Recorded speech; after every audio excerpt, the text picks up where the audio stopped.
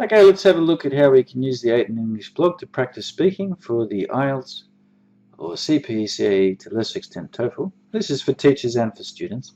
So go to select category and click on themes, and you'll find 70 themes with about 1,000 questions and lots of vocabulary and some grammar structures. So laughter, comics, technology, flying, superstitions.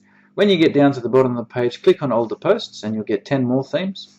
Phone and tablet applications, drinking alcohol, cheating in education, lots of different stuff there. So there should be about 10 different pages there, or 8 different pages to click on. Let's have a look at what's inside each one. This is a general review. Most of them will have, clicking on public transport, 3 sections.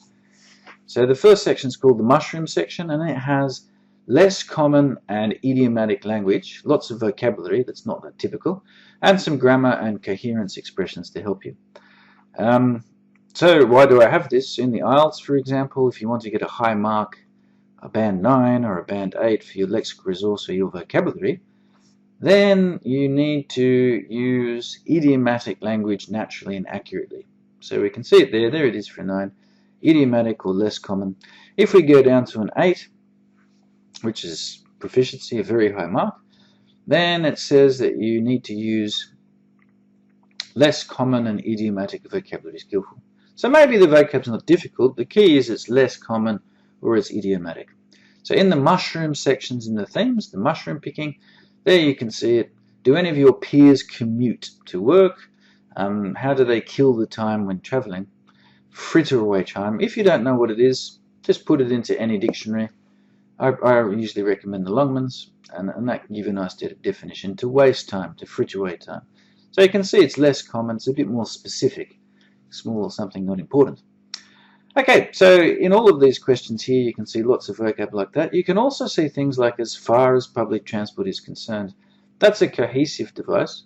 It helps like link the sentence together. Once again, looking at the IELTS criteria, if you want to get a good mark for fluency and coherence, then you need to develop your topics trying to use such things, these cohesive features. If we look down at a 7, you have a range of connectives and discourse markers, so signaling types of words. Also, I've tried to include some grammar structures. Do you wish there were? So that's a grammar structure, because once again with the IELTS, if you want to get a higher mark, then you need to use a range of grammar structures. Uses a wide range of structures effectively there for the grammar. Okay, so that's the mushroom section. Talking about CPE or CAE or even TOEFL, it doesn't matter. It's the same thing for these exams. Grammatical resource, once again, a wide range of grammatical forms. So in the mushroom section you can find some grammar. A lot of less common vocabulary in this section, a wide range. So you can ask yourself those questions, or your teacher can ask you, and you can practice answering them. Discourse management, again, wide range of cohesive devices and discourse markers. So, mushroom picking. You can find these things there. All the questions there you can ask and answer. Next section is the discussion questions, typical for CAE Part 3, CPE Part 3, and IELTS Part 3. The first one there, mushrooms, do you know anyone who? It's on a personal level. And this reflects in IELTS, for example, Part 1, and also CAE, CPE Part 1. The questions are on a personal level. Let's talk about your hometown. Do you like? What's your favorite? Do you live in? So in the mushroom section, the questions are all about you. It's like Part 1 in the IELTS or the CPE. Part 3 of the IELTS, they're on a general level.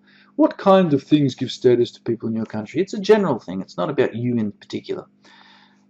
So in the discussion question section of the blog, which is usually blue, you can find these general questions. What are different types of public transport? Not what do you like?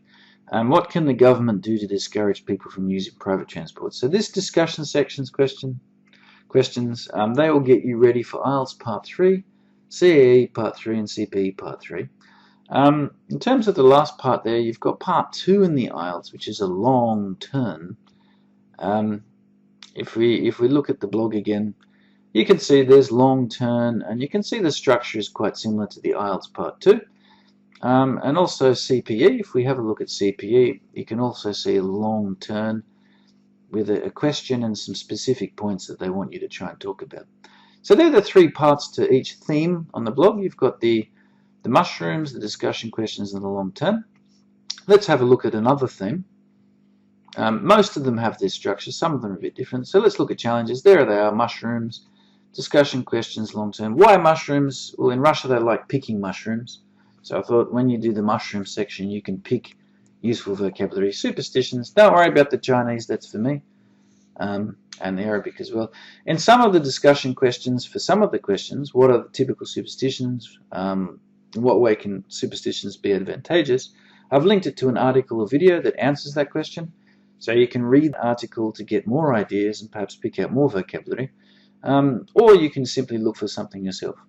Okay, so if you can do this by yourself, you don't have to have a teacher. You can just practice activating the language by yourself.